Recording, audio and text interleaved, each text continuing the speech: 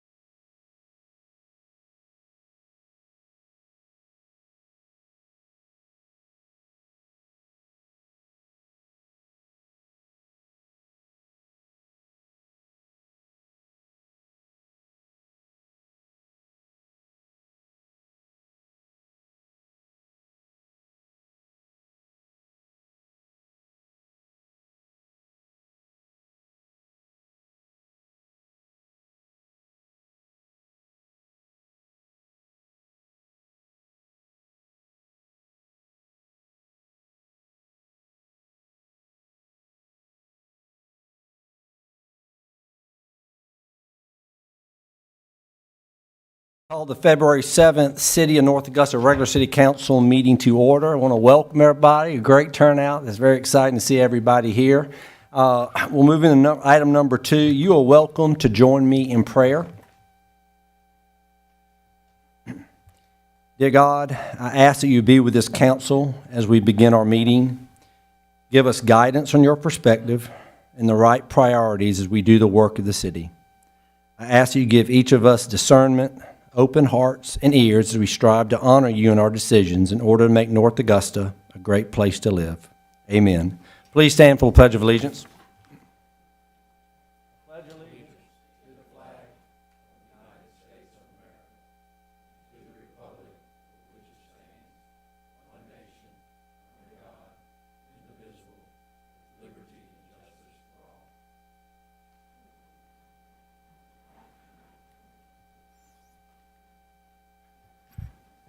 Okay, we're going to do a roll call moving from my far left. Eric Presnell. David McGee. Pat Carpenter. Britton Williams. Bob Brooks. Jennifer McCauley. Kevin Toole. Okay, item 4, approval of minutes. Are there any additions, deletions, or corrections to the regular city council meeting minutes of January the 3rd, 2022? The special call virtual city council meeting minutes of January the 11th, 2022, the leadership planning retreat minutes of January 26, 2022, or the study session minutes of January 31st, 2022. Okay, hearing none, the minutes stand approved as distributed.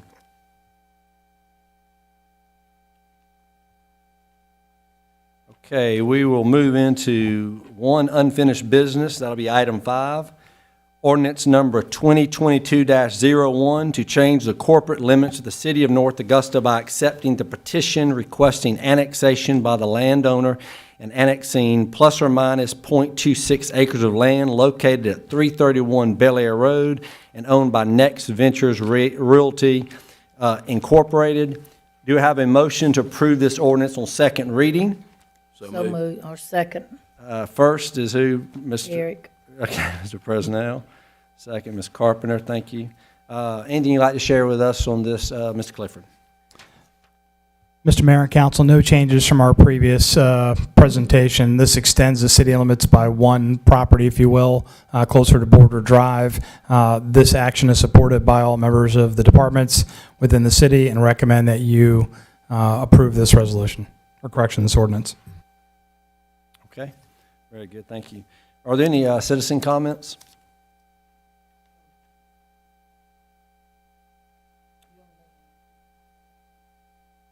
Yes. Okay. This is for the item that we're voting on now, or another one.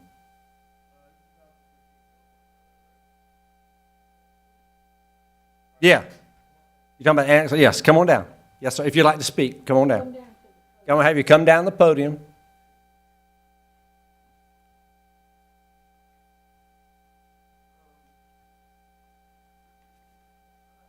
Well, that's okay. Well, I'm going to have you come to the podium, sir. Right here. That right there. If you don't mind, just so we can have for the record, if you could just state your name and your address. Okay. My name is Justin Pilcher. I live at 513 Goldman Street.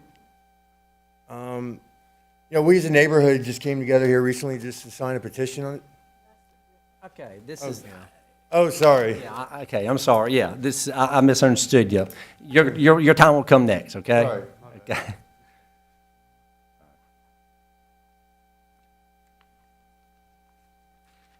So the citizen comments I'm asking for is anything concerning the annexation of the property located on 331 Bel Air Road, owned by Next Ventures Realty.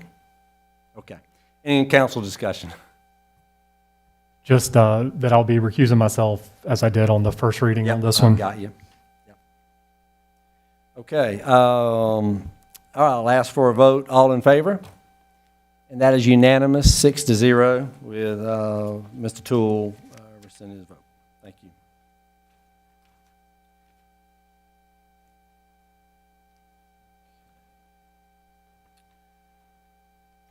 Okay, new business, boards and commissions. You know, council has made has made communication a priority, and I think that's in regards to all areas. And it's important for citizens to know a little bit about the people being nominated to serve on our boards and commissions to improve, and these are folks who are going to be working to improve our citizens' quality of life. I'm pleased that each of the folks we are appointing, I believe, are here, so council can put a name to a face, but also for our citizens so they can know a little bit about these folks. I want to say to each of the nominees or the appointments, on behalf of council, we want to thank you for your willingness to serve. You're taking a role that pays you nothing and will take time away from your family depending on your respective roles. So we do appreciate you're caring enough to serve. I'll just kind of go through this. The first person, I'm just going to have them stand up. I'd like to just tell about will be Alan Coots. Alan, if you don't mind, just stand up and just wave. Okay. All right. Thank you, Alan. Alan will be a new appointment to the Building Code Board of Adjustments and Appeals. He replaces Ken Newsom, who has moved out of the community. He's resigned from the Building Code of Appeals, no longer lives here in North Augusta. Alan has an engineering degree and has provided engineering services to chemical, high hazard, and nuclear process facilities for over 40 years. He also is a fire protection engineer, which is a skill level that we would like to have on this board. The board must be composed of specific types of experts, such as an architect, general contractor, mechanical engineer, and fire protection engineer, for example. So speaking to Alan, I know he's excited about serving, and we're excited about having you on board, Alan. The next person will be a reappointment. It's Bill Burkhalter. Bill is a reappointment for the BZA. Sit down, Bill. Thank you. Bill is retired from the Aiken County School Board attorney. He was appointed last year to finish out the term of a member who had resigned. He's done a great job on the BZA. Bill is a critical thinker who brings common sense to decision making. I think we're very fortunate to have that he's willing to serve. Thank you, Bill. A new appointment to the Planning Commission, Mr. Rhett Harbison. If Rhett's saying Rhett.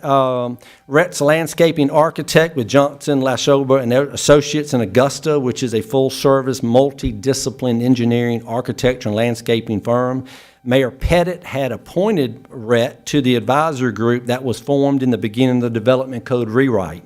So not only is he very familiar with our code, but landscape architect is a skill level that is important to have on the Planning Commission. He's excited about being involved in our community, and I believe will bring a lot to the table. So, Rhett, thank you. We also will have a reappointment, Mr. Ben Watson in the Municipal Election Commission. Ben, thank you for being here. Ben is a business owner in North Augusta, a longtime resident. This is a position that you want someone to have experience in the role, and he did a great job in the last election. He will bring continuity to this commission. So, excited about Ben willing to serve again. Our last two folks will be the Parks, Recreation, Tourism Advisory Commission. The first is Mr. Randy Mosley. I think Randy's here. Randy's retired a number of years ago as a captain in our Public Safety Department. He loves the Parks and Rec Department and really wants to have a positive impact in this role. So I'm very appreciative that Randy wants to be involved. And the next person is Mr. Steve Ethan. I think Steve is here. Steve and his wife Abby have children that participate in our recreation programs. And I think to have someone on the commission that has active children is important. Steve is smart, he's energetic, and he's pleased to be able to serve his community. So I feel real good about bringing these folks to council. And I would ask council for a motion to approve the listed names for the boards and commissions that we have in your packet. Do I have a first motion for that? So moved. Mr. Brooks, a second?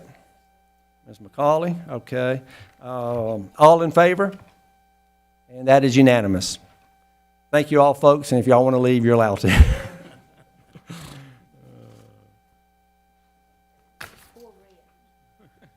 That's all right.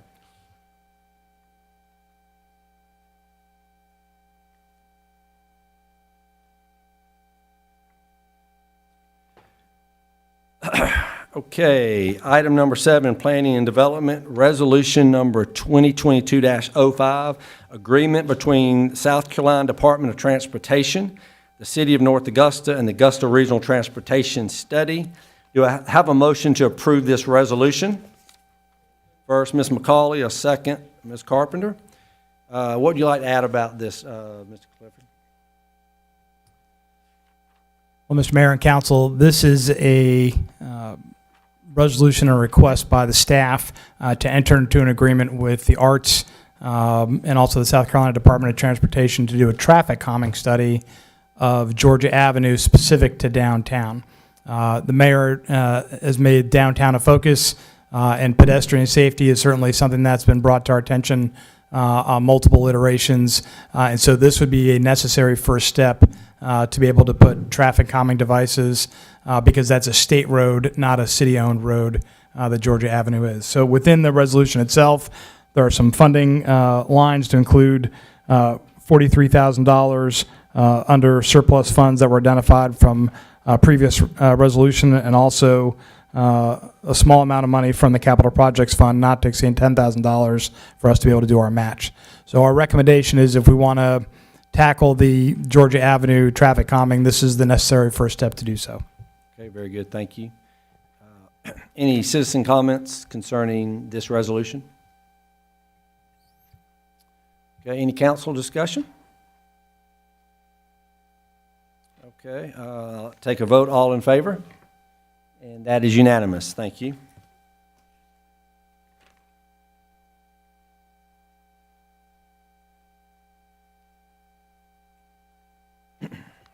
Okay, item 8 is zoning, ordinance number 2022-02 to amend the zoning map of the city of North Augusta, South Carolina by rezoning plus or minus 8.34 acres of land owned by South Carolina North Augusta Buena Vista LLC, Aiken County tax parcel numbers 007-12-12-009, 007, 006, and 005 from GC General Commercial to PD Plan Development. Do I have a motion to approve this ordinance on first reading? So moved. Mr. Presnell, second. Second. Mr. Toole, thank you. What would you like to share about this, Mr. Clifford? So for the council and for our citizens here in attendance and also at home, the next two items are really bundled. They go together. So items 8 and 9 on your agenda.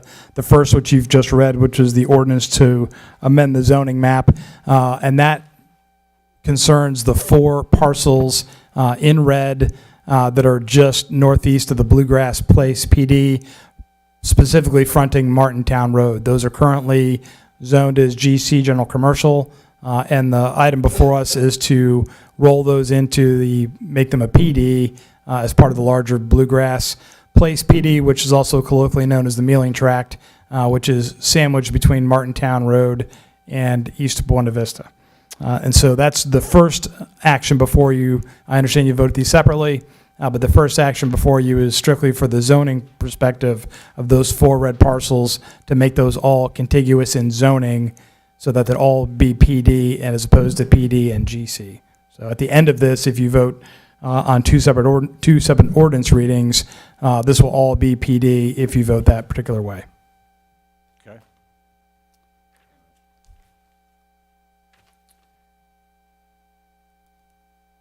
Okay, so as I said, we're going to be having 2 ordinances here. This first one is just concerning these 4 properties for rezoning. There will be another ordinance to approve the general development plan for this, okay? So I know there are folks here to speak, but if you are wanting to speak in reference to this item on the agenda, this is the time for citizen comments. And what I would ask you to do is just come forward, and again, I'm going to have you state your name and address for the record. And just let me preface all of this to say it's great that citizens are here. One of the changes that we've done this year or last year was that I've got our city clerk, Sharon Lamar, will be keeping the time for me. We don't have the big clock up there and any of that kind of stuff. So what would I ask is that, if someone says something that you want to say, please don't feel like you don't repeat that. What we want is information that's going to help us make a decision. So if 20 people are here and they all want to say the same thing, not the same thing, that's not what we're looking for. So I'll be very flexible. I've always been flexible with the 5 minutes as long as it doesn't go over to get too out of control. So I just wanted to let everybody know that. So if you would state your name and address for the record, please, sir. My name is Bill Cooksey, and I live at 523 Goldman Street here in North Augusta. Great to have you with us. And we are on item 9, is that correct? We're on item 8. Okay, I need to sit down. 8 or 9, the bottom line is they're going to come together. They're two different. So that's why I said if you want to come up and talk about either one, it's really their idea. I mean, they're connected. So if you want to talk, this is the time to do it. Okay. I have a petition Okay? for that area. I've also made copies of it for each of you, which I think would be helpful in understanding. You would give that to Ms. Lamar, and she can hand that to us, sir, if you've got copies. Excuse me. I also have made copies of discussion questions that are relative to the petition. Okay, you want to give those to her?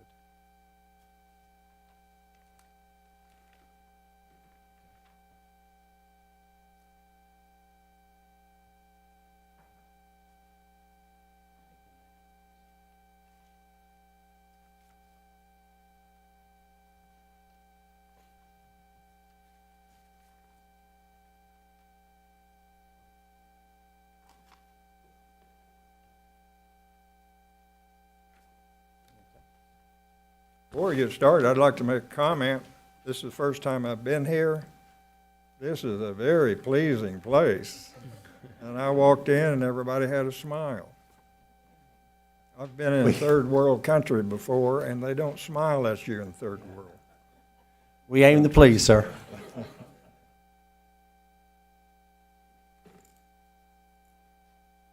right, go ahead. This petition is about bluegrass land development.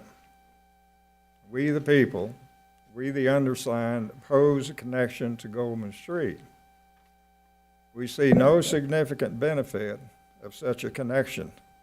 One entrance and exit helps to constrain the speed of traffic, provides privacy and limited road noise, encourages walking, bicycle use, and outdoor activity by children, as well as reducing the frequency of unknown vehicles. We perceive living on a dead-end street safer than living on a two-way street. We strongly encourage our elected officials to protect the privacy and safety afforded to us in our community of 25 single-family residences.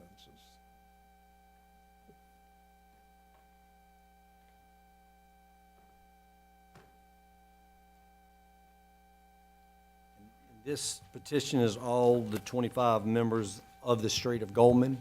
Okay, these 25 need to explain that. They're not on Goldman. We Okay. included Mealing because we felt that that was a community, and they have expressed the same interest in having that remain closed. There are a lot of children live there on the streets, and they feel that it would be a danger to open up that just for the children alone. There are a total of 31 single-family residences if you put Mealing and Goldman together. This is the back entrance for the North Augusta Elementary Car Line 2 area, isn't correct? Yeah, okay. Just to clarify.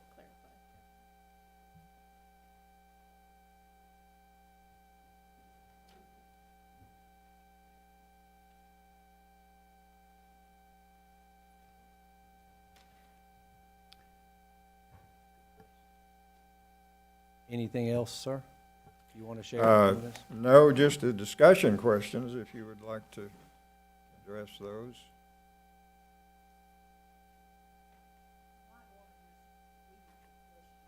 Okay. I think I gave my questions away. I think I did.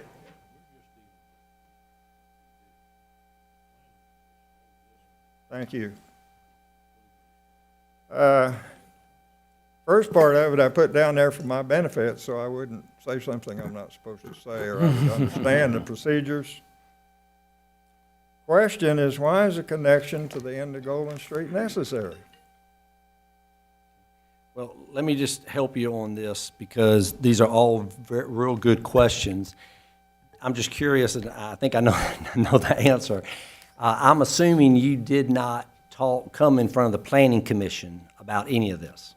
Well, I did. I talked to the interim director Thursday, and I looked at the blueprint. He gave me a little ruler so I could take some measurements.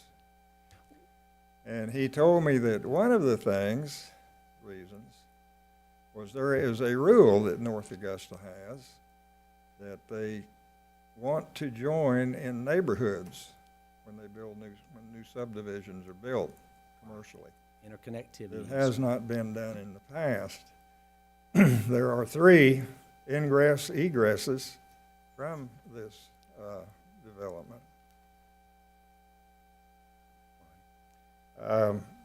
I guess maybe I can go to the bottom statement. There are, you all are familiar with the variances for real estate. Somebody owns a house 2 or 3 houses down from commercial. They want to change the zoning.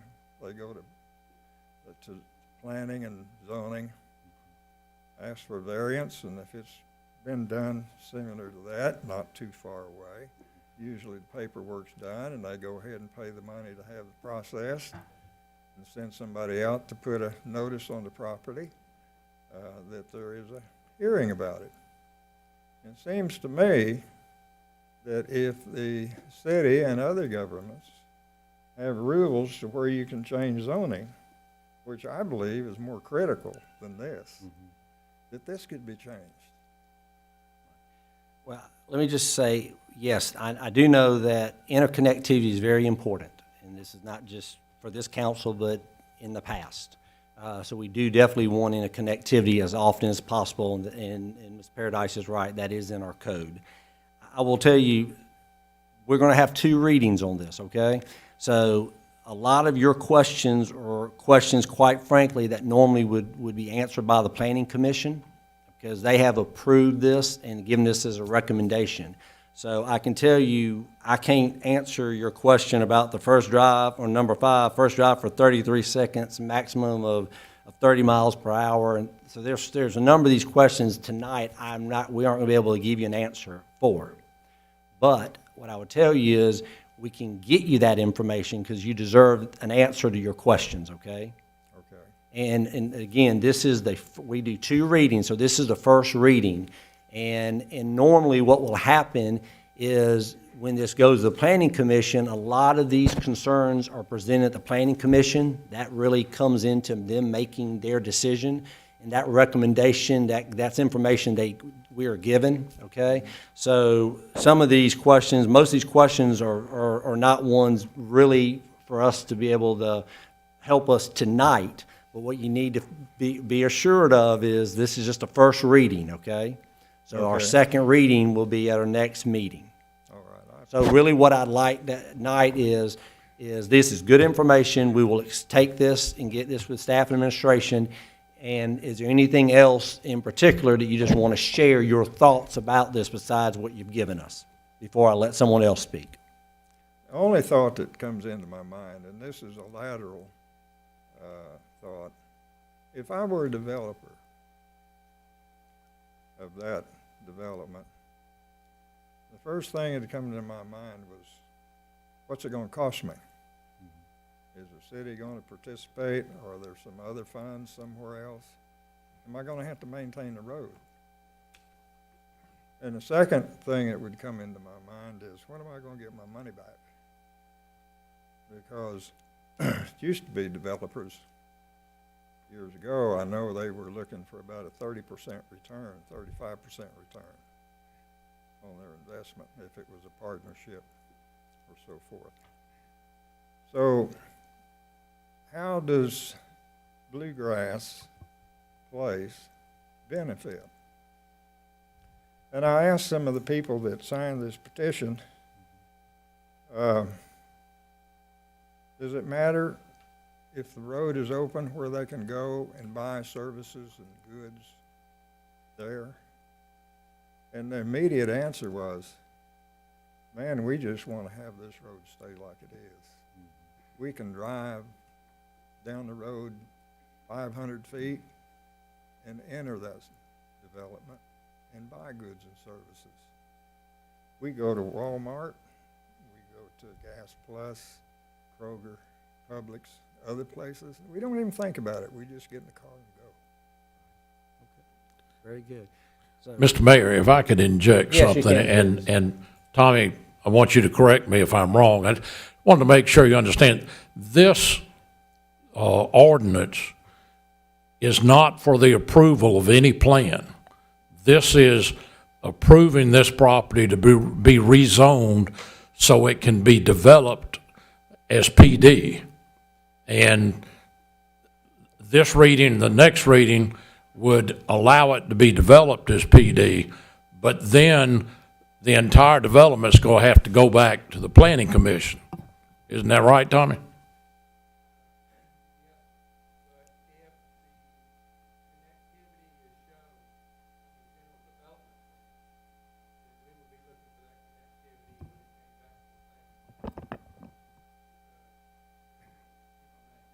yes. Just so Miss Sharon can hear me when she does the minutes. I would think that if council approved the general development plan showing a connectivity someplace, that whenever we went back to the planning commission with the preliminary plat, we would want to see that connectivity there, or else we're not doing basically what we've been directed to do by council. Now, go ahead. But again, it appears to me that this ordinance is totally zoning to PD. That when, if the council approves this, it would be zoned as PD, and then the developer can come to the planning commission with their request and site plans for the PD development. But that's the next application. That's in here next. And, oh, okay, that's the second I'm ordinance. just letting them Second do one. both of those. Okay, all right, I know where you're going from that. all right. You're right about that. Yeah. Yeah. So, anyway, this is good information. Anything else, sir, you want to tell us before I let someone else speak? I think I've tried to put it in as small a basket as I can without complicating it. I think you've done a wonderful job. Thank you, Okay. sir. Thank you very much. Thank you, sir. And I'm asking the next person, this gentleman, I don't know who had their hand up first. You were first. You want to come on down since earlier?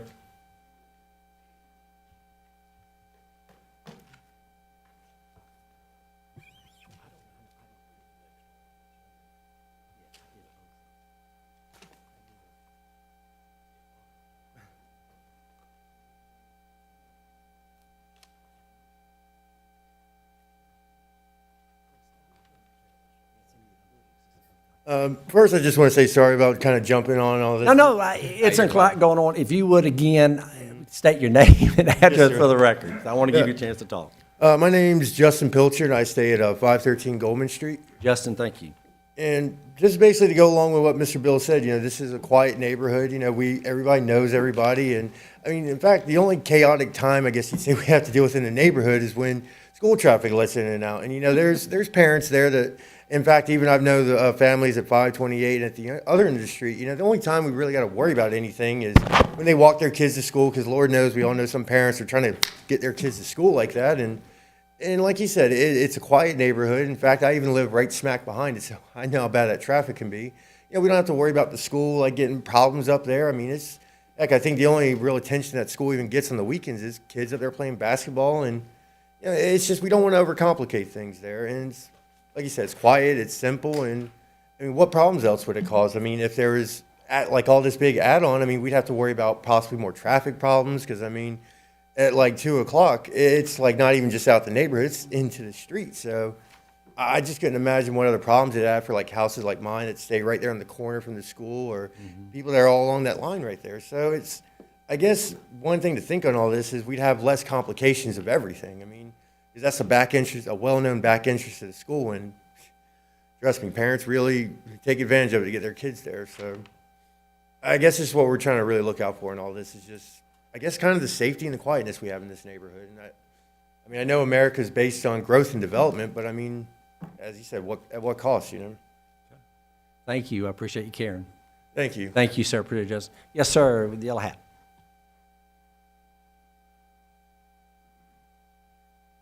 I'm Brian Field, and I live at 527 Goldman Drive. Nice to have you with us, Brian. But when we got the paperwork on or at the houses, right? Yes, sir. I never ever once saw, if we're building a neighborhood, we want to join you. Because, you know, if you're building a neighborhood, help yourself. You know, I live right at the very end, and I'm like the only driver down there. It's like my world, you know, and I love it. And, you know, if I want to move over there, that's all well and good. But that's all I got to say. I never ever once saw anything about, hey, this is not going to affect your property, but we're going to make the road continue on. That's not what it said. Okay, thank you, Brian. Yes, sir. Great. Who else? Yes, ma'am, come on up. My name is Anais Bird Mackey. I see Miss Bird. Put the Bird Mackey. I'm sorry. Miss Mackey, I'm sorry. All right, I'm at 519 Goldman Street. Yes, ma'am. And as he said previously, like a lot of us parents do walk that way to walk our children to school. Not to mention our children are free to play in the neighborhood because we are real close knit. Everybody knows each other. Like I don't have a problem with my children coming outside. I have 5 children. And to think of opening up the road where other people could even just be walking around makes me feel like it's not going to be safe for my children. That's pretty much all I wanted to say. Thank you very much, ma'am. Who else? Good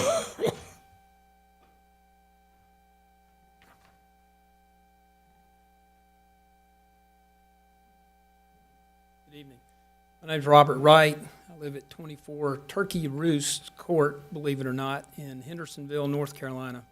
I represent the developer, and when we brought this concept to the city originally, our first engineer that was working on the project was finding out what the city wanted as he was putting together preliminary plans, very preliminary.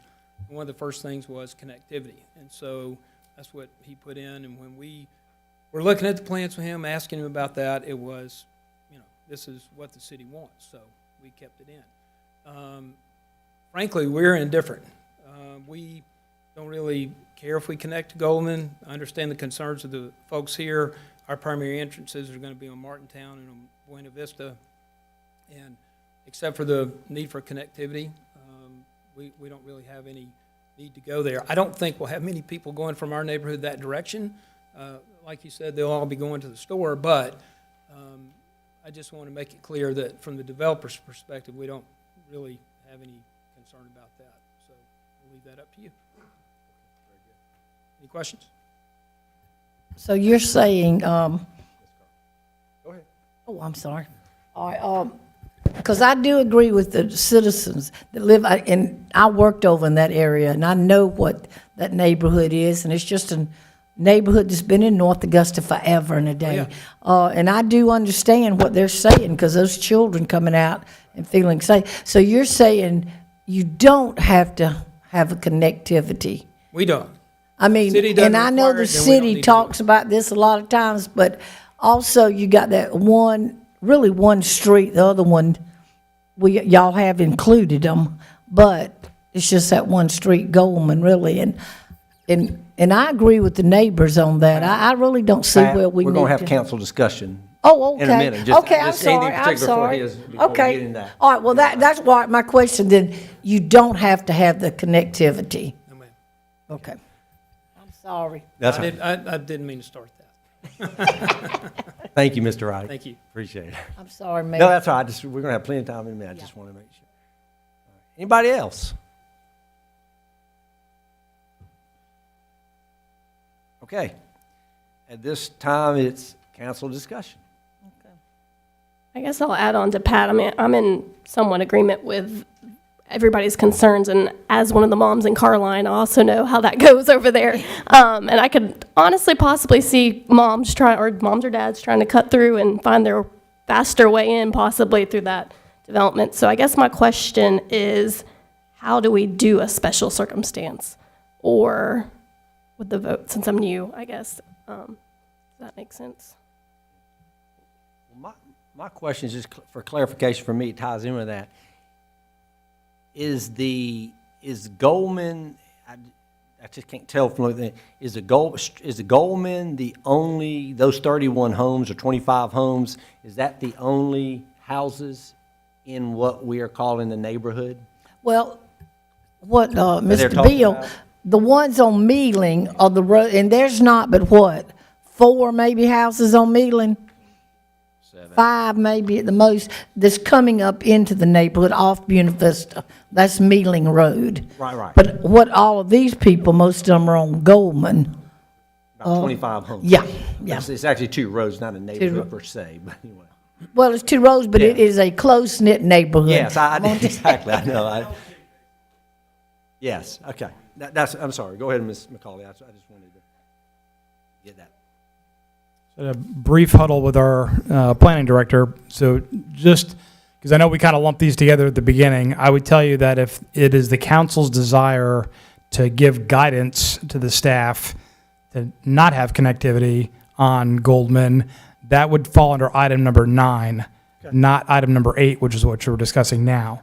That is irrelevant to the discussion about the general commercial transition to PD. So if you're comfortable with transitioning GC to PD in this particular portion, we can do that as it is written. And then if our city attorney will allow us to do an amendment to item number 9 so that we write it as is with clarifying guidance from the council for basically waiving connectivity requirement to Goldman, we can take that back to Planning Commission and go that way. Okay, let's do this then, because I know I'll open it up because both of these are together, and in reality, what you just told me on 8, you're going to tell me on item 9. Well, probably most of it has to do more with item 9. So why don't we, again, what we have is a motion to approve the ordinance on first reading. We have a first and a second, and this, again, this is strictly regarding rezoning plus or minus 8.3 acres of land from GC to the PD. So with that, I'm going to ask. What, could I ask one question, Mayor? So on this item 8, in order for them to develop, it's got to be PD, even if the road's connected or it's not next connected. Yeah, that's So the they next got to have PD to That's develop. the next item. But yeah. What? No, I'm talking about the ordinance, I Yeah, mean, they're the gonna want- zoning. they're going to flood want zoning. those for, to make it work. They've got- right. yeah, they've gotta have But the all we're PD gonna, to we're do going the to talk about the development. other part. Right now, we're just going to say, are we willing to approve that? The PD. Not the PD, just, the 4 acres from GC to PD. Yeah, that's what I The mean. 4 parcels. Right, that's what we're doing. All right, They've got to, right. it's got to do Yes. that. Way it stands now, they could not develop at all. Right. Okay, all right. Well, they could, but, Yeah. they could, But but it's that's not what GC, they're not looking for. PD. Yeah, okay. That'd be very difficult if you look at this. So with that being said, I'm going to ask. Yeah, those 4, right, I got you. Any more council discussion on this? We're going to have more Not talk on on this this. one, Okay. no. At this point, ask for a vote. All in favor? And that is unanimous. Okay.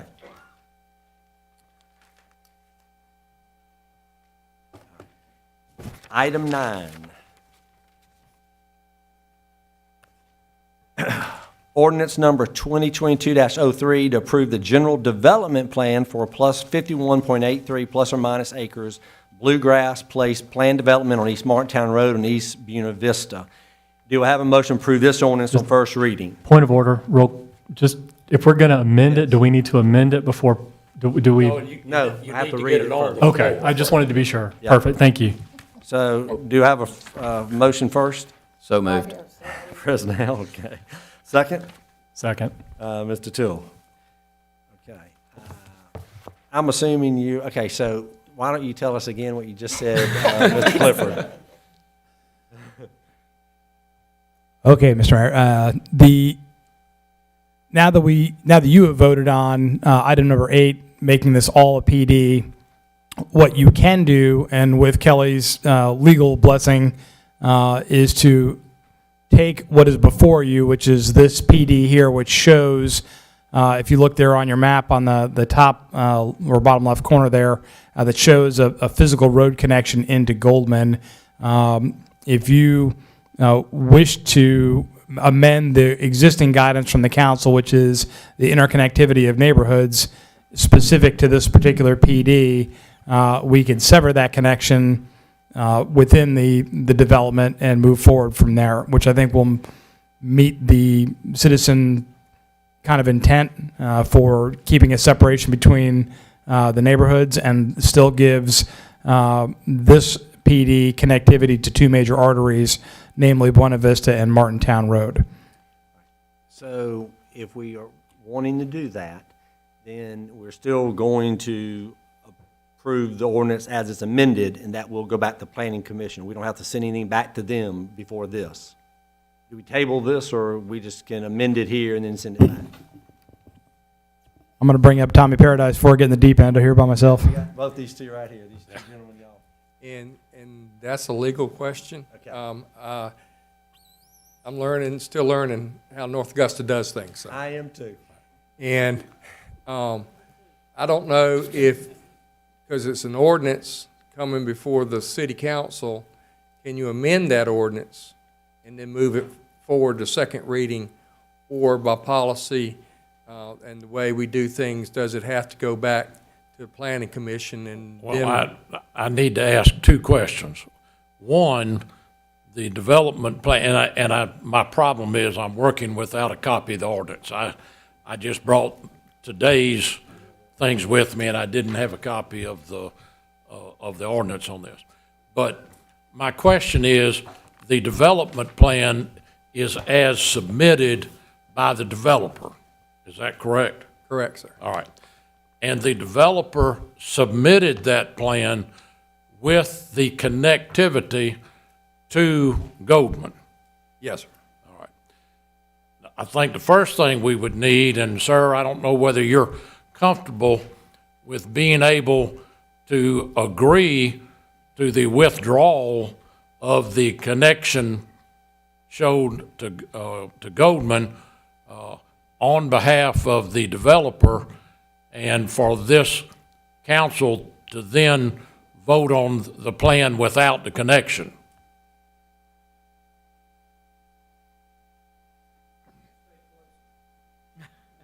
We got a lot of seats right up there. Yeah.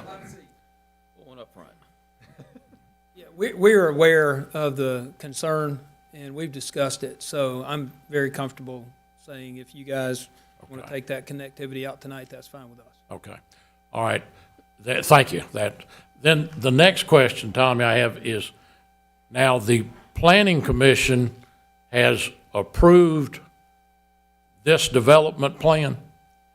They recommended it for approval by council. All right. So now you have the situation. They recommended it with the connectivity. Yes, sir. And so we have the issue, if we remove that, whether it is with the blessing or approval of the Planning Commission or without. Now, council has the right to override the Planning Commission, so I generally feel comfortable that we could amend this at this point with just a simple amendment saying that you withdrawing the connectivity to Goldman Street, that the balance of the plan is approved. And if you want to say what's the 100% way to do this, send it back to the Planning Commission for them to give their recommendation without that, but I don't think we have to do that. I think if you want to just remove it, vote on it without that included, I think you can do that. Any issue with that on your end? However council chooses to do it, it's fine on my end. I just wanted to mention one other thing for the record, is the developer and I had a conversation earlier this week about the connectivity, and he told me at that time, connectivity wasn't an issue for him. Was it- Okay. He would, With the planning commission, and did this come up at all with them? Was it an issue? I'm just curious. not at all. There were 0 public comments there. And I believe they had a public meeting, the developers did, and nobody came. But I have to say that was also the night that Public Safety had the incident on Georgia Avenue, and there wasn't much moving downtown. Okay, all right, thank you.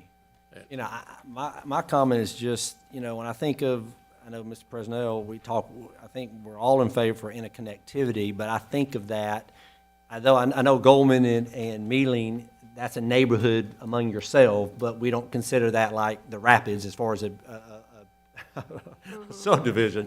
So I think the interconnectivity, the genesis or the premise of that was interconnectivity, especially when we're having these bigger developments. So I'm just saying that I personally, the developers, there's not an issue with them. Yeah, I wouldn't have a problem with it. All right, and Council discussion. And I think if you were wanting to, somebody would need to make a motion to approve with the connection to Goldman Street withdrawn. I'm not real sure, so wordsmith this, Kelly, help me wordsmith this, but I would then move to amend the motion as presented to remove the connectivity to Goldman Street. And Not I sure would- exactly what I need to say, I but would second it. And I would third it. Okay. And I would like to add, yes, I'm very for interconnectivity. I didn't want to make that statement like you said. We don't have to yeah. do after changing of the previous one? You've made the motion to approve it with that removed, and that will take care of it. Okay, so council discussion. Yeah, Before we get that. I mean, obviously, the neighbors don't want it. I'm a big proponent of interconnectivity, and let me tell you why. If you go to any area, whether it be Columbia County, Metro Atlanta, places that are growing, every neighborhood's a dead-end neighborhood. And I challenge anybody here to go out Furie's Ferry Road, Hardy McManus, anywhere in Columbia County, you're going to see nothing but traffic because none of those neighborhoods interconnect. And that's one thing I've always loved. I'm born and raised here. I grew up on a dead-end street, Hughes Street, for some of y'all that may know where that's at. I grew up right at the end of Hughes Street. There were woods back there. I used to ride my dirt bike, I was mad when Knollwood came in, but, I got over it. But I thought to myself, hey, this is going to be great. We're going to have a road where we can walk to Paul Knox. Never happened. So now, when I started driving, I could have had a 3-minute drive to the high school when I was a teenager, and it took me 15, 20 because I had to go all the way around. So I've always been a big proponent, and I've always loved the fact that, a lot of the customers that I work with, we had a new homeowner, they're from Atlanta, moved to Hammond's Ferry, and I was talking to them, and I said, the cool thing about this is you can leave your house here in Hammond's Ferry. You can go all the way to Tractor Supply up on Knox Avenue without ever setting foot on a main road, and they just could not believe it. And that's the thing I've always loved. And I understand y'all are coming together as a neighborhood, and, but that's always been my thing. The other thing with this is there's parks in this neighborhood that your kids could walk to. If you have a big wall there, it makes it hard.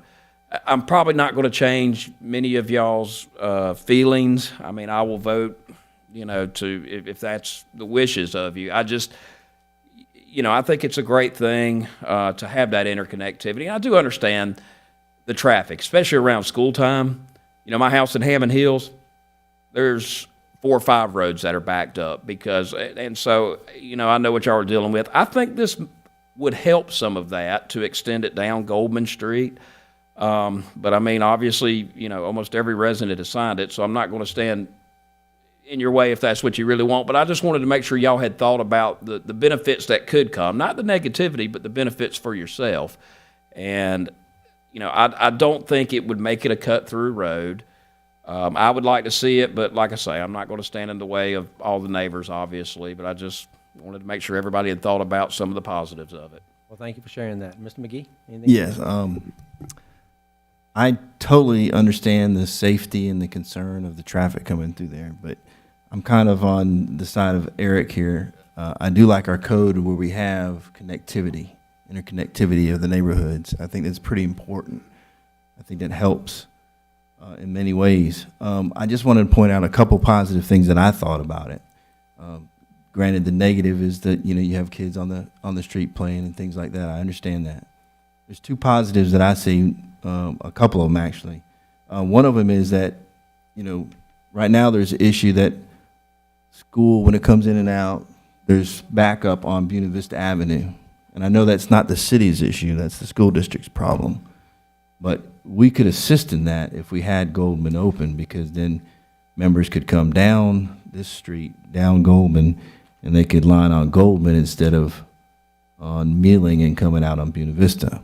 So that's a positive in my mind as far as traffic concerns and helping relieve the danger of being on Buena Vista Avenue during those critical times. That's a positive in my mind. There's another couple things that I see in the design. Number one, that parcel piece between where Goldman would be and where East Buena Vista Avenue, according to the preliminary drawing we have, that's going to be a stormwater management area. So that's just going to be a wooded area with a pond, basically. So there's not going to be something for somebody to drive to right there off of Goldman, in that little triangle.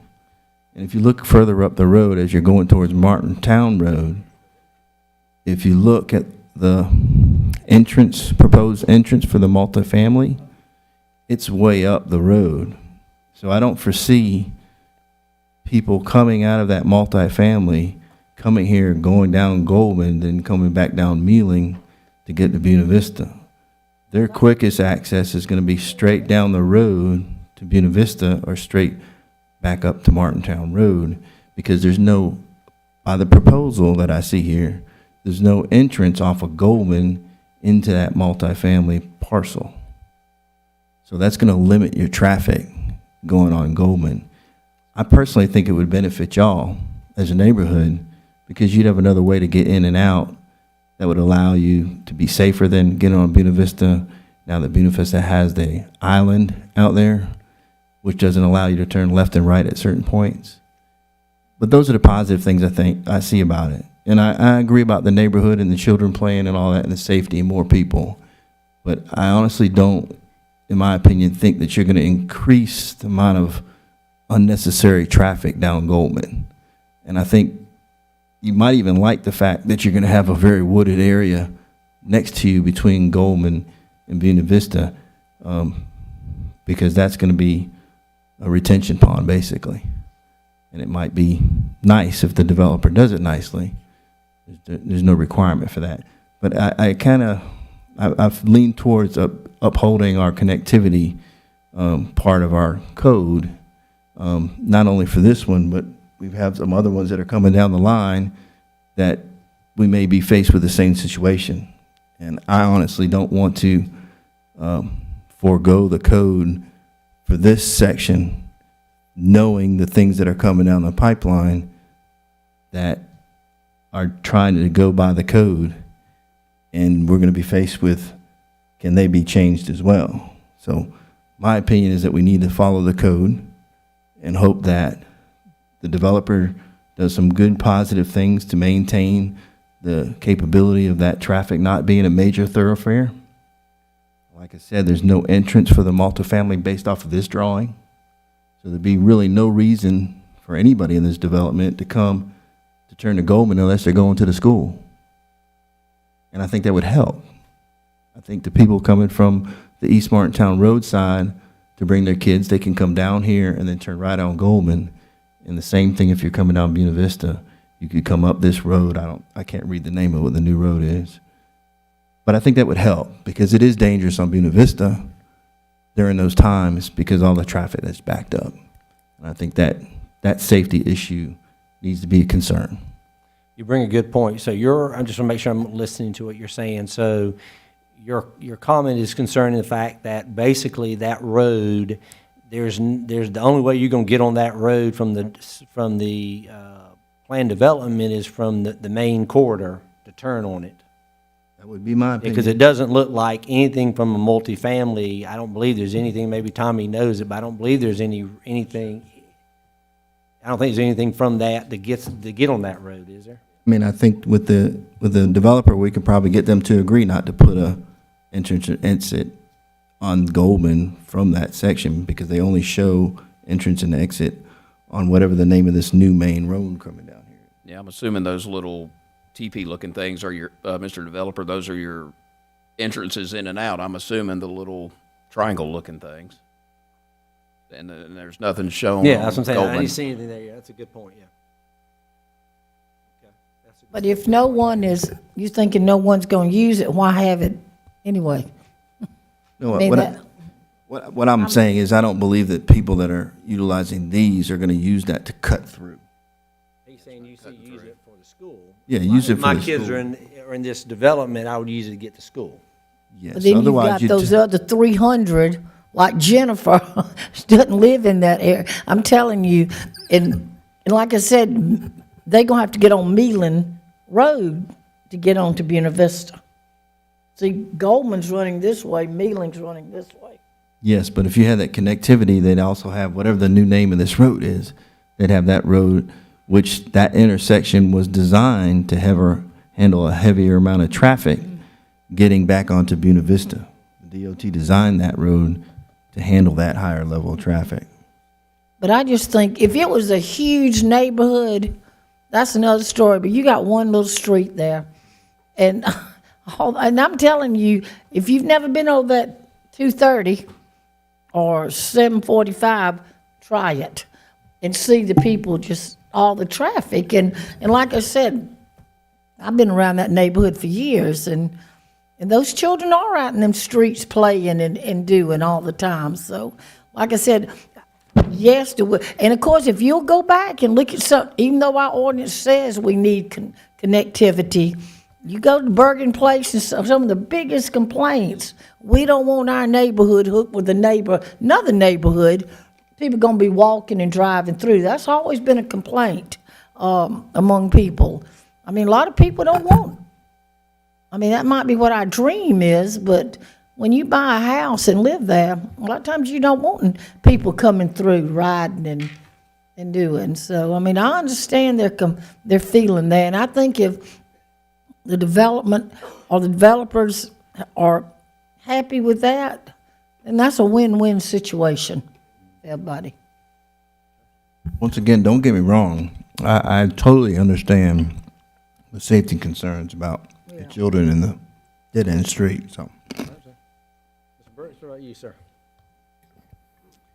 Well, I am a strong believer that we need to follow what has been set in the prior developments, and that is just following the codes.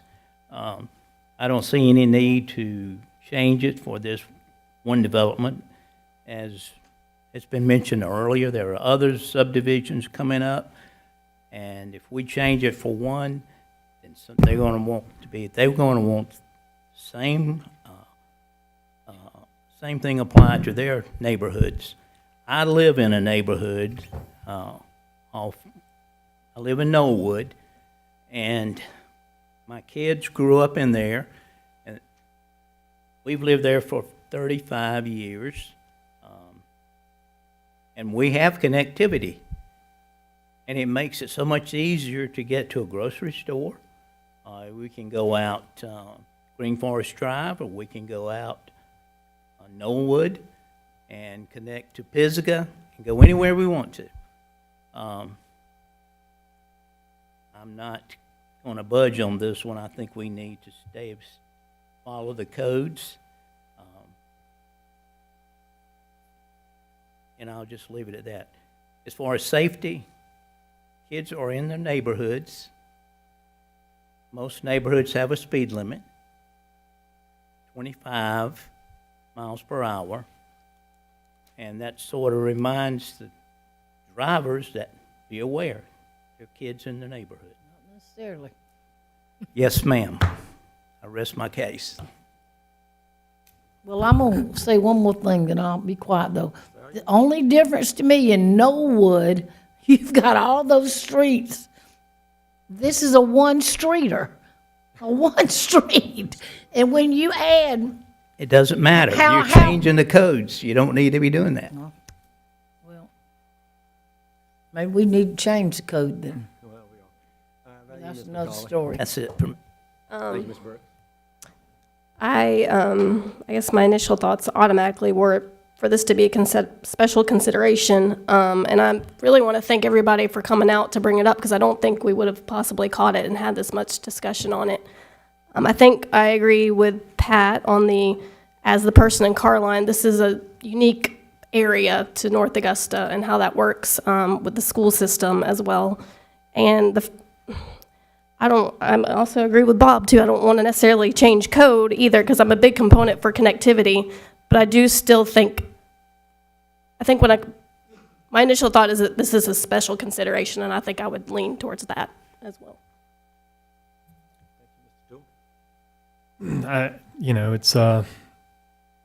I echo, I think, what Jen said, and that I wish I had more time to think about it, and I guess I do, because there's a second reading coming up. But, I appreciate y'all coming out. I wish that some of this would have come out, and I could have thought through. I think David and Eric make excellent points as well, and I've been the person sitting in Carline for years, taking my kids to North Augusta, so I understand that. And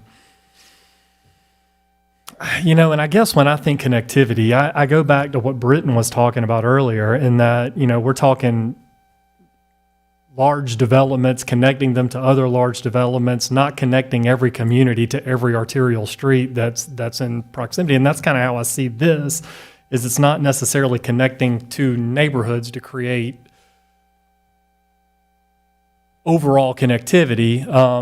Although I do agree completely with David, I think it probably actually helps with school traffic. It takes some of the traffic off Buena Vista. Otherwise, you're going to have everybody from this neighborhood now flowing down Buena Vista, continuing to add back. It's going to feed more onto that street. Hadn't really had enough time to think through that and go through all the iterations to see, what that looks like. But to me, even though I agree and I think connectivity is important, I don't know that I'm convinced for a singular street bringing this long road off of the road to connect it to just a street that happens to be adjacent to the neighborhood is necessarily in the full spirit of what that code was written for either. So I honestly, and I hate saying it, I don't necessarily feel super strongly either way, but I understand the concerns of the community. And I think, as Pat said, it's kind of a win-win to probably go ahead and pass the amendment to remove that, because again, it's not like you're connecting two large neighborhoods, creating outflows and options like you have in Knollwood, or I live out on Bergen Road like you have with all of those mini developments out there. I just think this is a little different situation. But I understand. I think it's, I completely understand the point you guys make. Okay, thank you. I'll tell you, I think a lot of good points have been made. I definitely agree with, I think, Mr. Brooks and Mr. McGee talking about setting a precedent for something like this. I can see a concern there. And I think David's right. There probably is not going to be a lot of use, okay, and probably could help with school. But the other side, the other part of it that I think that I keep thinking back from what Justin and these different citizens talked about was, even with all of that, how does that make safety any better? And I don't think that helps with the safety issue on that street. And again, I guess I'm supportive of interconnectivity, but again, I'm sitting there thinking, okay, is interconnectivity to a single road? That's why I want to get clarity about Goldman and Meadland. It's 21 houses. Is that really what what'd you say, Kevin, was the spirit of the code? And, I wasn't part of doing the code, so I can't answer that. So,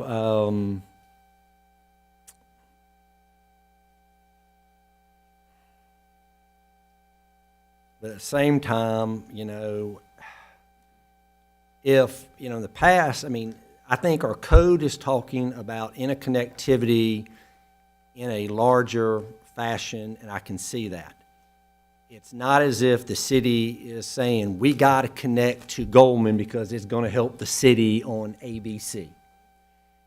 And the developer, of course, developers probably don't really want connectivity anyway, it's extra cost for them.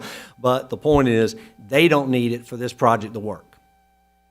So then I look at, okay, if the city really doesn't need connectivity to one street, although that is the code, and I'm with you, but there's not some need that we're gonna use down the road where we need it. And then, of course, then I go back to the citizens and that street and that concern, and, I don't know, I kind of, that way farther toward that for their concern. So here's kind of what we're going to do. There's two votes here. The first vote is going to be a amendment to withdraw the interconnectivity on Goldman Street, which Mr. Toole gave, and so I'm going to ask for a vote on that. And then depending on what that does, if that passes to withdraw that interconnectivity, then we're going to have a second vote on the ordinance. That is where we'll change that on that second ordinance, okay? So we're going to have two votes. Is that correct, Mrs. Zare? Okay. You're going to have two votes here regardless. Yeah, we're going to have two, yeah. If the amendment does not pass, then you vote on Exactly, as it was, but if it does pass, then we're going to vote with that being withdrawn, based on that amendment, so. Yes, sir. Well, just remember also, this is going to, if I'm correct, they're going to go back to the planning commission when they finally have a layout and design and all that to be approved or recommended by the planning commission, correct? Am I right? So once they say, hey, we're going to put 20 apartment buildings, 32 parcels, and so forth and so on, they're going to come back to the planning commission and say, hey, this is what we're now going to use it for, and make sure they have approval to use to do all those things, correct? Okay, so at that point, if the developer decides that hey, they're not going to come back and propose a road through here, then they can do that at that point, correct? And then we'd be back in a position to approve whether or not they have to put it in there or not. I don't think so. I don't, I don't think they can, because you have approved the rezoning with that removed. I'm sorry, it's not it's already zoned. Planned development. You're approving their development with that removed, and if they then try to put it back in, it's a different, the entire thing is different. They'll have to redo it. I mean, they at that point, it'd have to come back before a council to put that road back in, But they can also, because you've taken it out. but they can also come back and say, I want to put it in. Well, that's what I'm saying. I think anywhere they could, but they'd have to come back to you to again approve the general development plan. Okay. And you're approving it without if you do it this way, you're approving it without that connectivity. Okay. So yeah, this general development plan, whether we approve it with or without the amendment, that is kind of what's going to be used going forward. So it's not like we're jumping around on this. Okay? All right, so I just want to make sure we've got, so we're going to have two votes. Real quick, food for thought, before planned development passes out all this paperwork to us as individuals, maybe they should have that and let us know about that stipulation. Okay, yeah. I think nothing's gonna happen to Yeah, you I'm with you. for it. All right, so let me make sure we're clear, because I appreciate your patience. It's the first time we've had to do this, okay? So we've got amended a motion that I'm going to ask for a vote in just a second. Depending on how that goes, okay, if we will vote again regardless, but that how we do in this amendment, we'll have to vote one more time, okay? So we have got first and second from Mr. Toole that we amendment to withdraw the interconnectivity on Goldman Street. So, has everybody had a chance to talk? No, no more. There's no more citizens' comment. That's been closed. Okay, and we're going to make a decision. Yeah, and we've heard everything we need to hear. All right. So at this point, any other comments from council before I ask for a vote? Okay. So what I'm asking for is all in favor for the amendment to withdraw the interconnectivity on Goldman Street from this plan development. So all in favor for doing that, raise your hand. All right, we have 1, 2, 3, 4. And opposed? 3. Okay. So 4 is higher than 3. Okay. So that part passed. Then I will ask that we already have a motion. Do we have a motion to approve this ordinance with the amendment in it on first reading? Do I have a first? Ms. Carpenter, is there a second? Ms. McCauley? Okay. All right, we've gone through, Mr. Clifford, we've gone through citizen comments, we've had council discussion. Make sure no more council discussion, right? All right. All in favor of this, raise your hand. All right, 4 in favor, all opposed? Okay, 4 and 3. Whew. All right, thank you.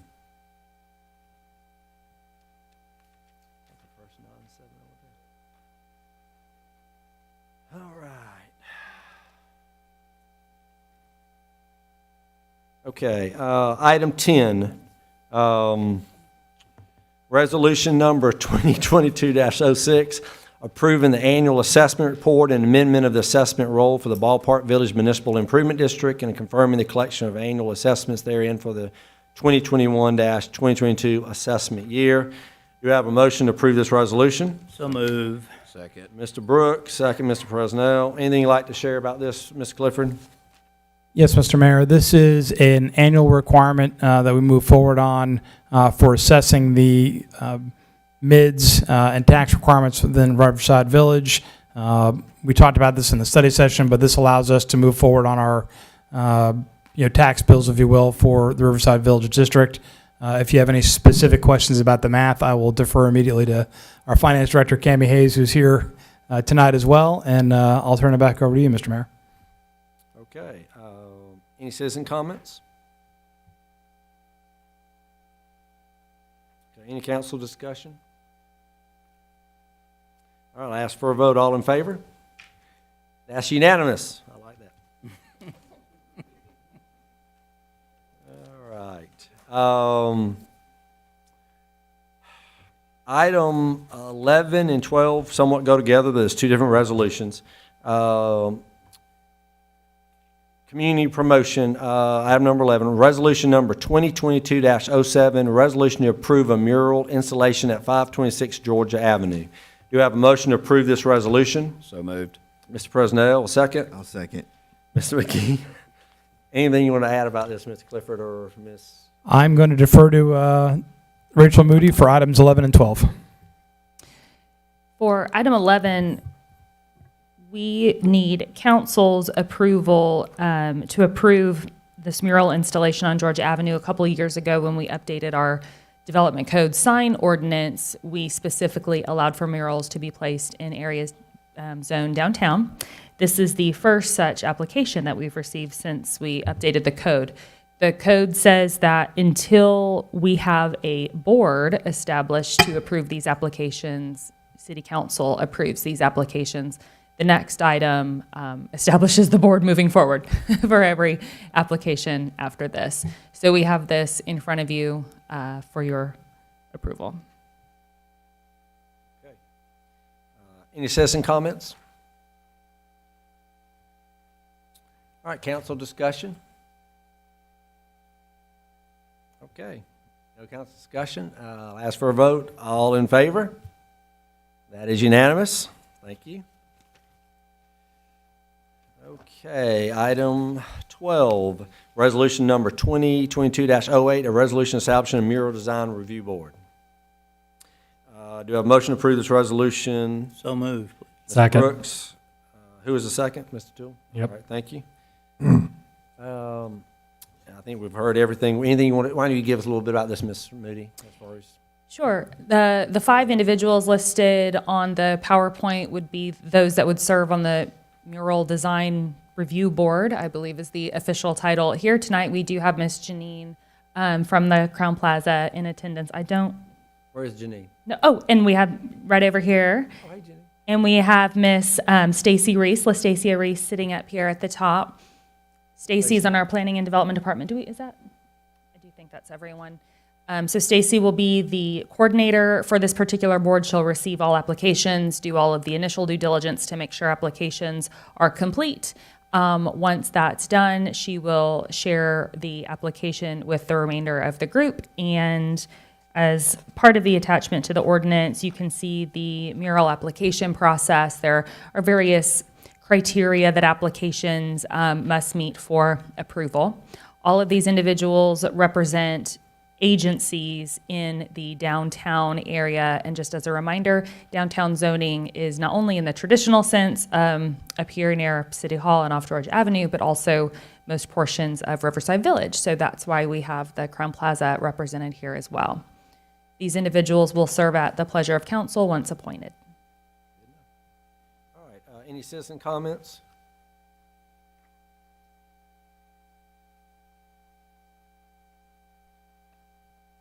Okay, any council discussion? I think it's a great project. Let's move forward with it. I was just going to say that I think this is a great mix of people to appoint to the board, and I'm excited that there's somebody on there from the Arts and Heritage Center so that there is an art representative there.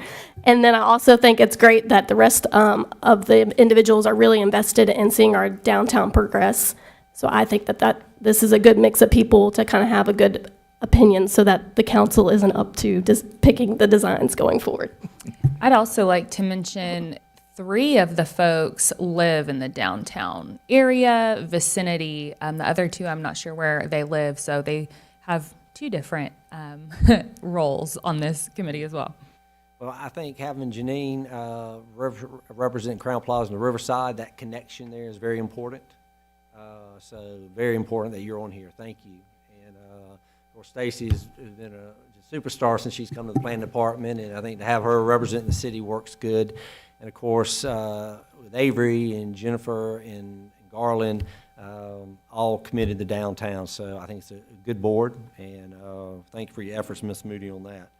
So at this point, any other council discussion? I just want to say, I want to say I think the committee is a great idea. Just for refreshing everybody's memory, can you just briefly say what area the ordinance will include that these murals can be in, just so people can be reminded, like, Jackson or whatever? Yes. Listen, you can remember. The stoplight at Georgia Avenue near the churches. Is that Pine Grove or Spring Grove? It's pretty much Spring Grove. pretty much that downtown Main Street that goes into Riverside Village Center Street. Sounds like bottom of the hill. Because we zoned a number of years ago, Riverside Village is part of downtown now.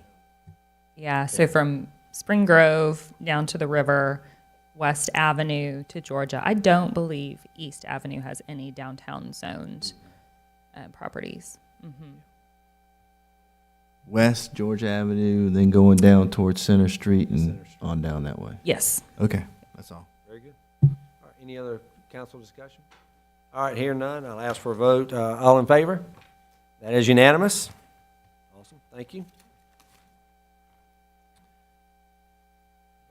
Okay, item 13, ordinance number 2022-04 to authorize the city to enter into a First Amendment to the Master Development Agreement of March the 15th, 2017 for the North Augusta Riverside Village.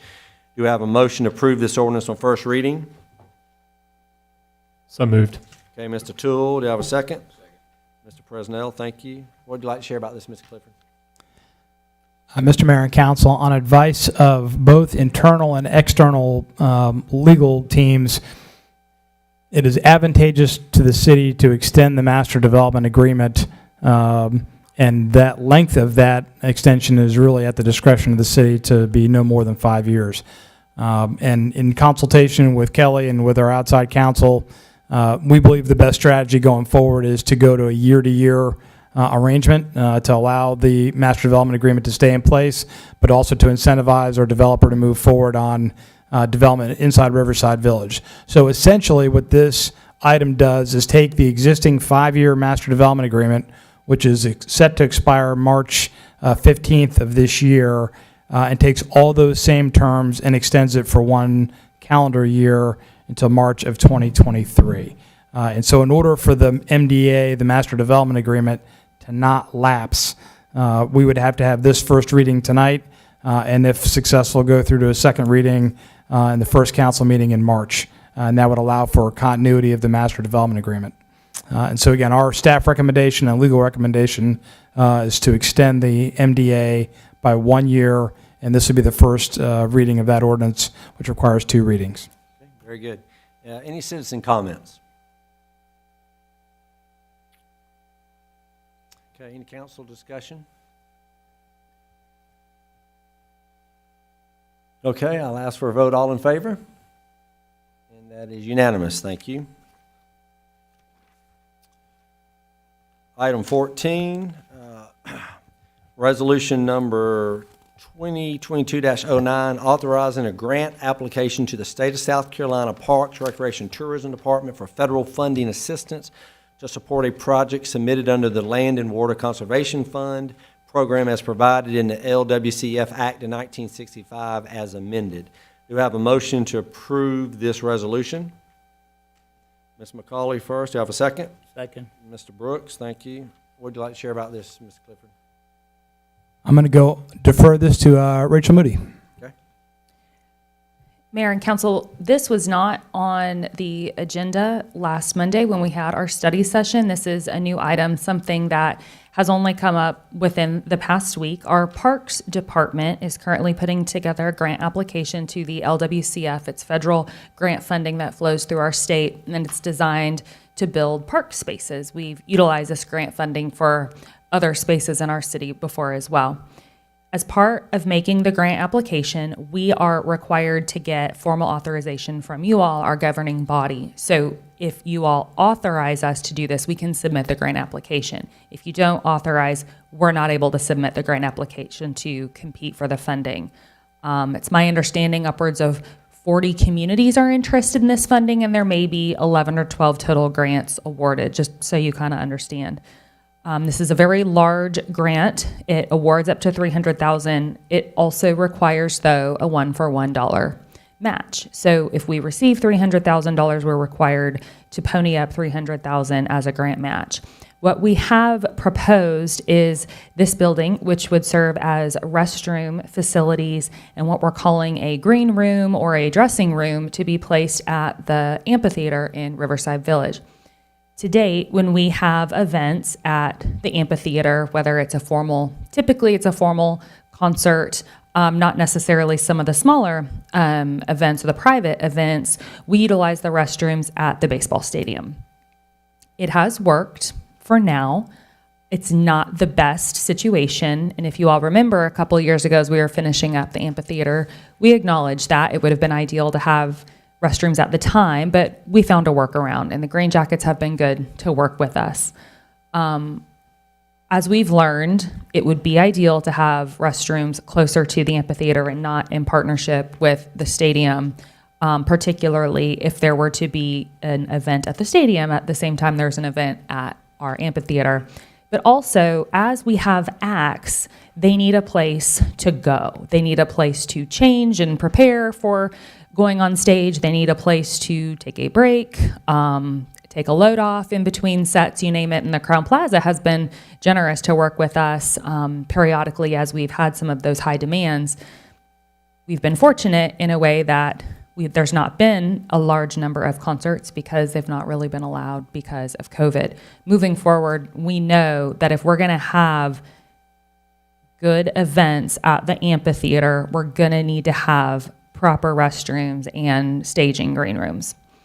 This would be located on city property along the Greenway. It would have much more benefit, of course, to provide restrooms to the public along the Greenway. They'd be open, in the event that there wasn't something happening at the amphitheater. It will be just down the Greenway from the boat dock that is going in as well. So again, it would be another facility for folks to utilize as they're pulling up, docking their boat, and coming to enjoy everything that we have. This particular resolution does not currently identify specifically where the grant funds would come from. It is not required as we submit the application, and we have identified at least 3 different funding sources where the grant could come from, whether it's one singular source, a combination of multiple to include potentially ARPA funding, as we've previously discussed. So just understand we've not addressed that in this resolution to apply. That is something that if we were to receive the award, we would come back to you all and we would have identified a source of match funding and you all would have to approve it. And frankly, if there was no funding, then we wouldn't accept the grant. The key is to get it first. That is correct. Very good. I know Eric and David appreciate the way you worked in the boat dock in your explanation. Why does That will earn everybody us look at points me on with the boat application. dock? Especially Rick. All right. So at this point, do you have any citizen comments? Okay, any council discussion? Okay, I'll take a vote. All in favor? That is unanimous. Thank you. Okay, we're getting down on the wire here. Item 15, resolution number 2022-10. This is a resolution approving financing terms for the financing of vehicles and equipment. Do you have a motion to approve this resolution first? So moved. Mr. President, a second. Second. All right, Mr. Toole. And Ms. Clifford. Mr. Mayor and Council, what this is a fairly routine item, but it's still one that requires the council's approval. And this is the financing terms for what we call our lease purchase option. So all of the public safety vehicles minus the fire trucks, things that we use within public works, the pickup trucks and whatnot, we buy through a lease purchase arrangement. And Cami Hayes goes to market for the most competitive financing rates. We had 10 banks and financial institutions participate, and in this particular case, Truist Bank came forward with the best overall rate of 1.57%. And quite frankly, I think that's the last time we're going to see interest rates like that as the Federal Reserve potentially moves its marker. So our recommendation is to move forward with this set of terms for lease purchase. This does not obligate the city further. This just takes money that we had in the budget and just allows us to finance our vehicles over the long term. This gives her the flexibility for vehicles, equipment, all of that. Yes, sir. Okay, perfect. Great, thank you. Any citizen comments? Any council discussion? All right, all in favor? That is unanimous. Thank you. Any administrative reports? No, sir. Okay. All right, we are now down to item 17. I know we've got some folks here. Again, the first part of this is citizen comments. At this time, citizens may speak to the mayor and city council regarding matters not listed on the agenda. Speakers will give their name and address for the record. I will ask that you speak directly to myself as the mayor, and I will respond as needed for council. We have forms are provided on that Ms. Lamar can give you. So who wants to first come forward? Yes, sir. Good evening. My name is Tracy Turner. Good to see you, Mr. Turner. My address is 1005 Georgia Avenue, North Augusta. Yes, sir. So I wanted to talk about some issues that I'm having with the building standard process. Okay. So I submitted for a building permit for rehabbing of my home, right? And from reading the North Augusta code book I really didn't have to pull my permit, but I did just to be on the safe side and show the work that I was completing. So today we had a stop work order put on the property from Mr. Zimmerman. And what I was telling Mr. Zimmerman, when he put that stop work order on the property, it should reference what ordinance or code was broken. I think that and these are my thoughts, that the building permit office or the individuals that I'm working with are actually working off of not the building code, but their thoughts of what they think should be done. So if you look through the development code, our retaining wall is done to code and done appropriately. So the question to Mr. Zimmerman and staff was, hey, well, why are you guys putting a stop work order on this property? it has yet to be told to me why. I reached out to Mr. Zier today. I reached out to Mr. Clifford. I'm at a loss to trying to understand how to get the stop work order removed, because there was no documentation provided when the stop work order was on place. Mr. Zimmerman came to the property last week on Wednesday and had my team stop working. So that's 5 days of work we lost. So I called Mr. Zimmerman today and I said, hey, why did you stop this project? He said he had some concerns. And I said, well, according to North Augusta Code, I can do what I'm doing. We are going through doing this by code. You guys have already signed off on the permit. So my concern is Mr. Zimmerman rides by that property on a daily. You know, I think that as North Augusta is growing and things are changing, there needs to be some type of oversight committee that watches over the inspectors and how they handle their process. So this rule book, North Augusta Code rule book, was written based off people like myself and developers, engineers, that they come to this city. We know this city is changing, right? It's people moving here on a daily basis. So I guess I'm asking the council, the mayor, that has there been any thoughts in how to truly review and make sure that stop work orders, the building permit group is actually doing their work by code? And it's not just a building permit, I mean just as a whole. I think when, you know, I'll leave it at that. So is there any suggestions of what my next steps are? Because at this point, I'm losing money day by day, right? Let me say, first of all, it's very unfortunate what you've been through, okay? And as far as right now, I'm not in a position, or this council, to be able to respond directly to your concerns or issues. Here's what I have you do.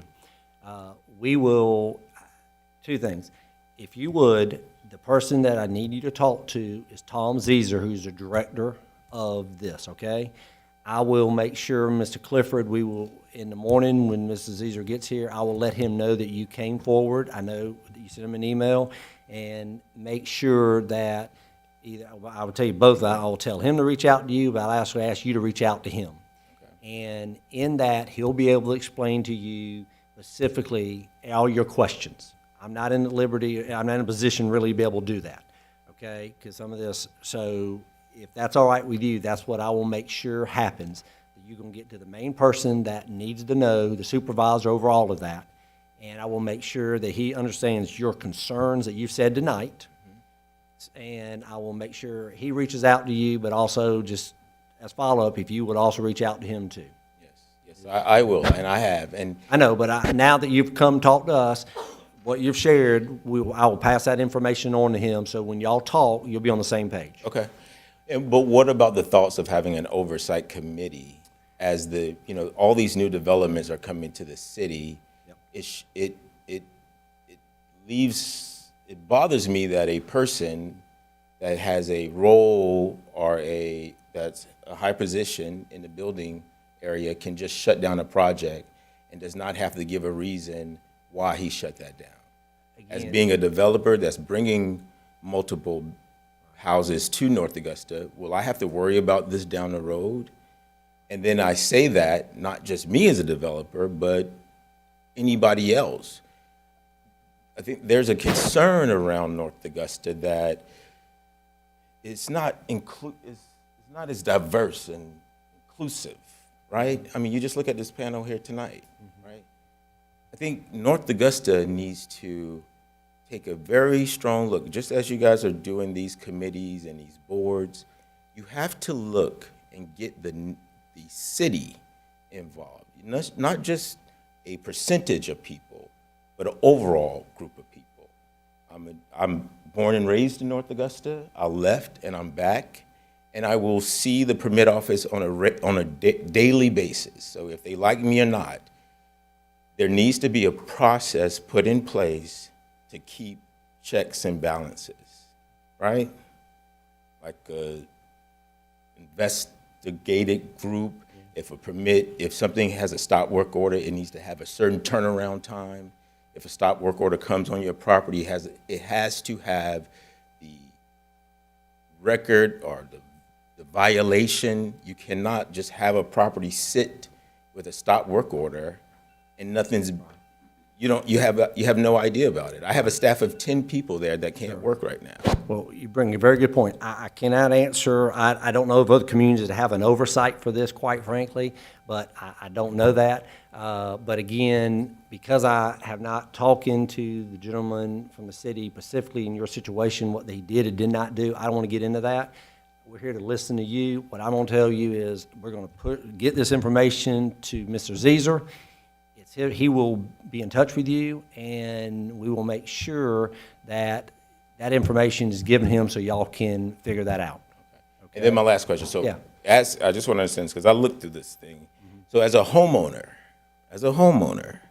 are you not allowed to do renovations on your property as a homeowner?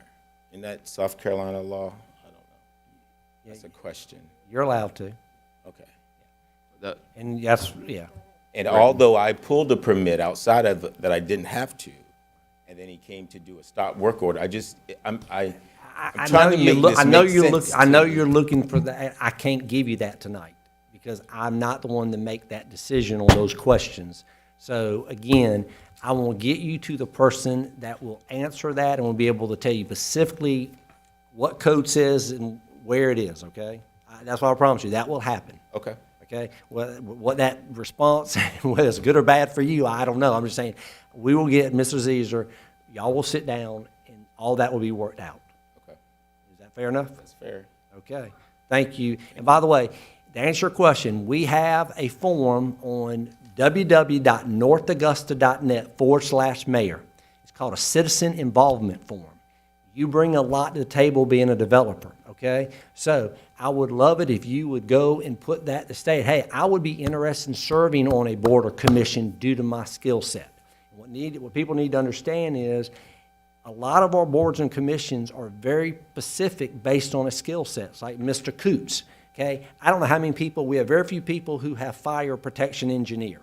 So I could want to be on that role, but if that role requires that skill set, you being a developer, your knowledge, you could be invaluable, whether it's the BZA, whether it's the Court of Appeals, whether it's a planning commission.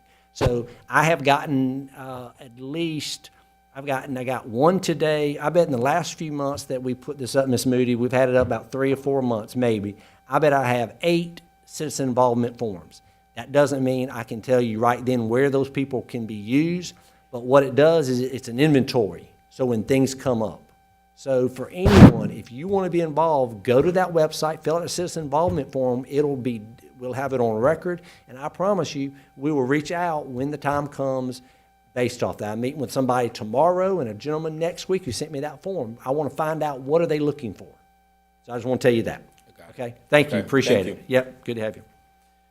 Okay. All right. Anybody else? Any other citizen comments? Okay, very good. So we're now at the last thing. I've got a couple items I'm going to highlight. So, but before I do that, this is a chance for council. Pat, got anything you want to share? I asked Tommy, and a citizen asked me this: why was the planning commission meeting moved to Wednesday night versus Thursday? Because she said, a lot of people go to church on Wednesday nights, and they just so. I mean, that's a question. Councilwoman, I know there were a number of planning commission members that wanted to participate in Third Thursday downtown that were not able to based on the planning commission time. And so I know they were shopping around for a different date, and that was the unanimous view of the planning commission is they wanted to do Wednesday. Well, they just said, with the church on Wednesday, with a lot of people too. And we do have where each board or commission can do that on their own, just like we changed it to 6 o'clock.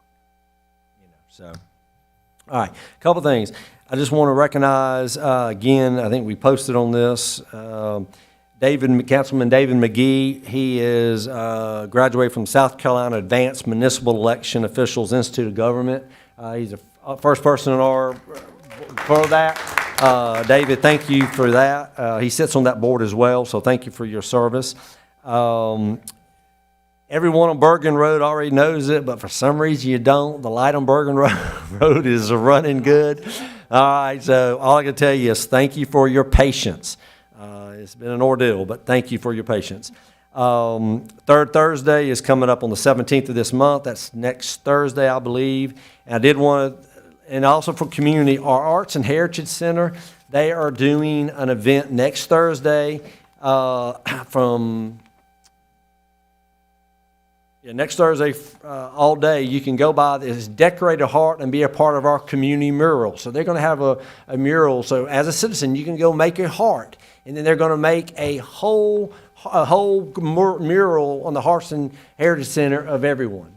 So this is a great opportunity for citizens, no matter who you are, where you live, to be able to, hey, draw a heart for kids. It'd be great. And you're going to be on the giant mural about art, that. So I think Arts and Heritage, I commend them for putting this out and looking for a way to bring people together. So very good. So with that, that's all I've got. Thank you all for coming. I appreciate it. And we stand adjourned.